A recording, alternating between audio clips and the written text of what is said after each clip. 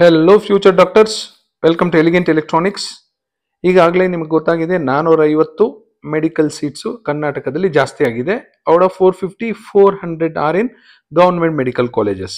8 government medical ಕಾಲೇಜಲ್ಲಿ 50 ಆಗಿ total 400 seat ಸಿಕ್ಕಿದೆ. ಈ 400ರಲ್ಲೂ 60,000 ರೂಪಾಯಿ ಫೀಸ್ ಇರುತ್ತೆ ಅಷ್ಟೇ, ಜಸ್ಟ್ 60,000 ಇರುತ್ತೆ. ಈಗ ಎಲ್ರಿಗೂ ಕುತೂಹಲ ಇರೋದು, ಇದು ಬರೀ 450 ಸೀಟ್ ಮಾತ್ರ ಅಷ್ಟೇನಾ, ಇನ್ನೂ ಜಾಸ್ತಿ ಆಗುತ್ತಾ ಅಂತ. ಈ ಲಿಸ್ಟಲ್ಲಿ ನೀವು ನೋಡಬಹುದು, ಇದು ಗವರ್ನಮೆಂಟ್ ಕಾಲೇಜಸ್ ಅಲ್ಲಿ proposal for increase in seats in government ಜೊತೆಗೆ ಡೀಮ್ಡ್ ಯೂನಿವರ್ಸಿಟಿ ಕೊಟ್ಟಿದ್ರು. ಆ ಡೀಮ್ಡ್ ಯೂನಿವರ್ಸಿಟಿಯಲ್ಲಿ ಕರ್ನಾಟಕದ ಇದ್ದಿದ್ದು JGMMC ಮಾತ್ರ, ಅಲ್ಲಿ 50 ಸೀಟು ಜಾಸ್ತಿ ಆಗಿತ್ತು. ಸೊ 450 ಸೀಟ್ ಜಾಸ್ತಿ ಆಗಿತ್ತು, ಎಲ್ಲರೂ ಖುಷಿ ಪಟ್ಟಿದ್ರಿ. ಬಟ್ ಆದರೂ ಒಂದಷ್ಟು ಜನಕ್ಕೆ ಪ್ರೈವೇಟ್ ಕಾಲೇಜಸ್ ಅಲ್ಲಿ ಸೀಟ್ ಜಾಸ್ತಿ ಆಗುತ್ತಾ ಇಲ್ವಾ ಅನ್ನೋ ಒಂದು ದೊಡ್ಡ ಪ್ರಶ್ನೆ ಇತ್ತು.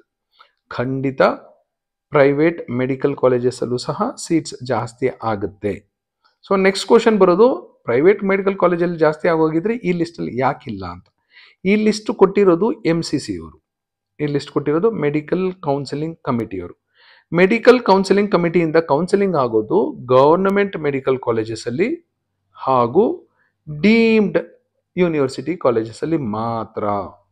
ಕರ್ನಾಟಕದ ಯಾವುದೇ ಪ್ರೈವೇಟ್ ಮೆಡಿಕಲ್ ಕಾಲೇಜ್ಗೆ MCC ಮೂಲಕ ಯಾವ ಸ್ಟೂಡೆಂಟ್ಸು ಬರೋದಿಲ್ಲ, MCC ಕೌನ್ಸಿಲಿಂಗ್ ಸಹ ಮಾಡೋದಿಲ್ಲ. ಕರ್ನಾಟಕದ ಎಲ್ಲ ಪ್ರೈವೇಟ್ ಮೆಡಿಕಲ್ ಕಾಲೇಜಸ್ಸು KEA ಮೂಲಕನೇ ಕೌನ್ಸಿಲಿಂಗ್ ಆಗುತ್ತೆ, ಅಡ್ಮಿಷನ್ ತಗೋಬೇಕಾಗತ್ತೆ, ಈವನ್ ಮ್ಯಾನೇಜ್ಮೆಂಟ್ ಕೊಟ್ಟ ಸೀಟ್ಸ್ಗೂ ಸಹ. ಹಾಗಾಗಿ MCC ಅವರು ಸೆಕೆಂಡ್ ರೌಂಡ್ ಕೌನ್ಸಿಲಿಂಗ್ ಸ್ಟಾರ್ಟ್ ಮಾಡಬೇಕಿತ್ತು ಅರ್ಜೆಂಟಾಗಿ. ಹಾಗಾಗಿ ಅವರು NMC ಇಂದ ಸೀಟ್ ಮ್ಯಾಟ್ರಿಕ್ಸ್ ತಗೊಂಡು ಈಗ ನಿನ್ನೆ ರಿಲೀಸ್ ಮಾಡಿದ್ರು. ಸೊ ಹಾಗಾಗಿ ಒಂದಷ್ಟು ಜನ ಬೇಜಾರು ಮಾಡ್ಕೊಂಡಿದ್ರು, ಯಾಕೆಂದರೆ ಪ್ರೈವೇಟ್ ಕೋಟಾ ಸೀಟ್ಸ್ ಆಸ್ಪಿರೆಂಟ್ಸ್ ತುಂಬ ಜನ ಇದ್ರು, ಜಸ್ಟ್ ಮಿಸ್ ಆಗಿರೋರು. ಇನ್ನೊಂದಷ್ಟು ಜನ ಸಿಗುತ್ತಾ ಇಲ್ವಾ, ಇಲ್ಲ ಪ್ರೈವೇಟ್ ಸೀಟ್ಸಲ್ಲಿ ಅಪ್ಗ್ರೇಡ್ ಆಗುತ್ತಾ ಇಲ್ಲ ಅನ್ನೋ ಪ್ರಶ್ನೆ ಇತ್ತು ಅವ್ರ ಮುಂದೆ.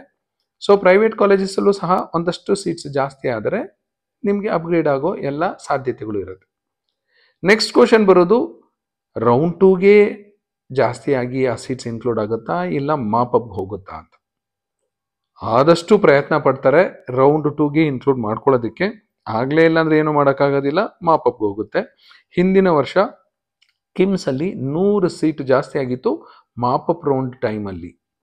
ಹಾಗಾಗಿ ಈಗ ಏನಾದರೂ ಸ್ವಲ್ಪ ಟೈಮ್ ಇದ್ದರೆ ಅವರು ಆ್ಯಡ್ ಮಾಡಬಹುದು, ಇಲ್ಲಾಂದರೆ ಅದು ಮಾಪಪ್ ಹೋಗೋ ಸಾಧ್ಯತೆ ಇದೆ.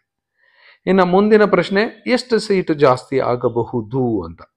400 ಗೌರ್ಮೆಂಟ್ ಮೆಡಿಕಲ್ ಕಾಲೇಜೆಲ್ಲ ಆಯಿತು, 50 ಡೀಮ್ಡೆಲ್ಲ ಆಯಿತು. ಇನ್ನು ಪ್ರೈವೇಟ್ ಮೆಡಿಕಲ್ ಕಾಲೇಜಸಲ್ಲಿ ಎಷ್ಟು ಆಗಬಹುದು ಅಂತ. ನನ್ನ ಪ್ರಕಾರ ಮಿನಿಮಮ್ 400 ಸೀಟು ಜಾಸ್ತಿ ಆಗುವ ಎಲ್ಲ ಸಾಧ್ಯತೆಗಳು ಕಾಣ್ತಾ ಇವೆ.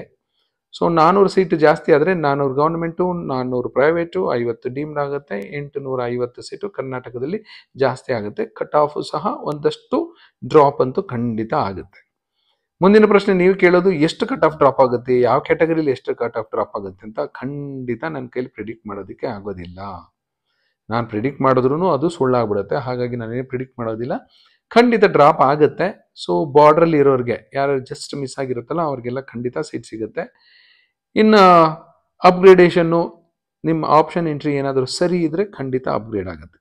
ಇದೊಂದು ಸಂತೋಷದ ಸುದ್ದಿ, ಯಾಕೆಂದರೆ 400 ಗೌರ್ಮೆಂಟ್ ಮೆಡಿಕಲ್ ಕಾಲೇಜಸಲ್ಲಿ, 50 ಡೀಮ್ಡಲ್ಲಿ, ಇನ್ನೊಂದು 400 ಅಂದ್ಕೊಳ್ಳಿ ಸದ್ಯಕ್ಕೆ ಪ್ರೈವೇಟ್ ಮೆಡಿಕಲ್ ಕಾಲೇಜಸಲ್ಲಿ ಜಾಸ್ತಿ ಆದರೆ ತುಂಬ ಜನ ಸ್ಟೂಡೆಂಟ್ಸ್ಗೆ ಅನುಕೂಲ ಆಗುತ್ತೆ. ಮೆಡಿಕಲ್ ಸ್ಟೂಡೆಂಟ್ಸ್ಗೆ, ಮೆಡಿಕಲ್ ಆಸ್ಪಿರೆಂಟ್ಸ್ಗೆ ಅವ್ರು ಇಂಜಿನಿಯರಿಂಗ್ ಸಿಕ್ಕಿರುತ್ತೆ. ಸೊ ಅವ್ರೀಗ ಇಂಜಿನಿಯರಿಂಗ್ ಸೀಟ್ ಬಿಟ್ಟು ಮೆಡಿಕಲಲ್ಲಿ ಹೋಗಿ ಅಡ್ಮಿಟ್ ಆಗ್ತಾರೆ.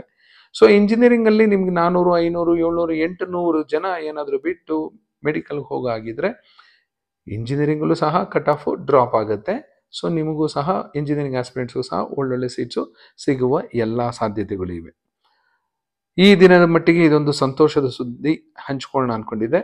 ಸೊ ಆದಷ್ಟು ಬೇಗ NMC ಇಂದ official notification regarding MBBS seats increase in intake in private medical colleges ಬೇಗ ಬರಲಿ ಅಂತ ಆಶಿಸ್ತಾ ಈ ವಿಡಿಯೋ ಮುಗಿಸ್ತಾ ಇದ್ದೀನಿ. Thank you and all the best for your counselling.